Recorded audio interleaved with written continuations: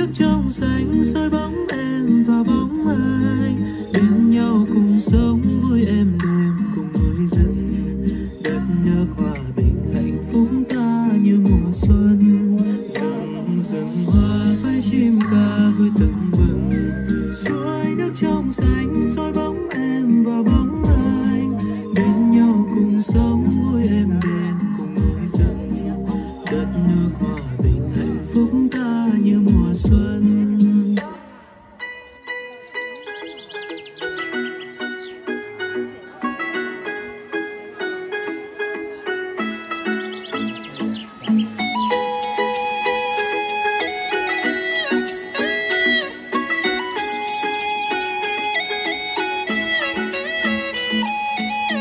Hoa vào làn sương mờ, vương theo làn mây trắng, hoa ban hoa mai rừng nở bừng muôn sắc xuân.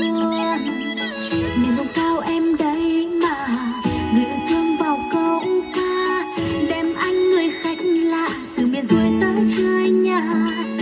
Nếu như anh có dịp thì mời anh ghé qua, ghé thăm nơi bản làng người Tây Bắc chúng em. Bóng đêm ngon lửa hòm, vò rượu cần chưa uống đã say, để giờ cứ chúng em yên bình nhưng lại đậm một chữ tình. Nếu như anh có dịp dừng đôi chân chút nhà, ghé thăm phiên chợ tình cùng xây dựng chúng mình.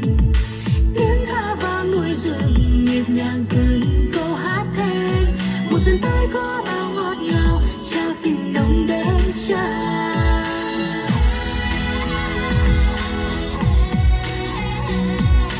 Chào một mùa xuân mới muôn hoa khoe sắc như đang đón mời.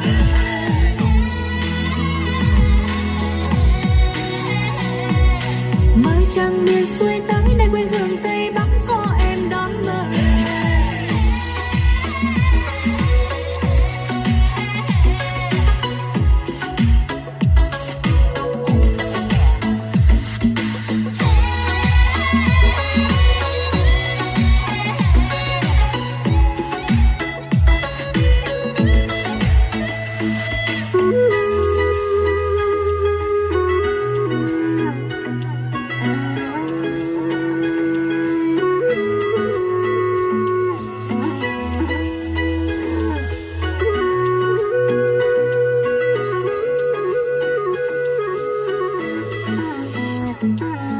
Nếu như anh có dịp dừng đôi chân chút nhà, ghé thăm phiên chợ tình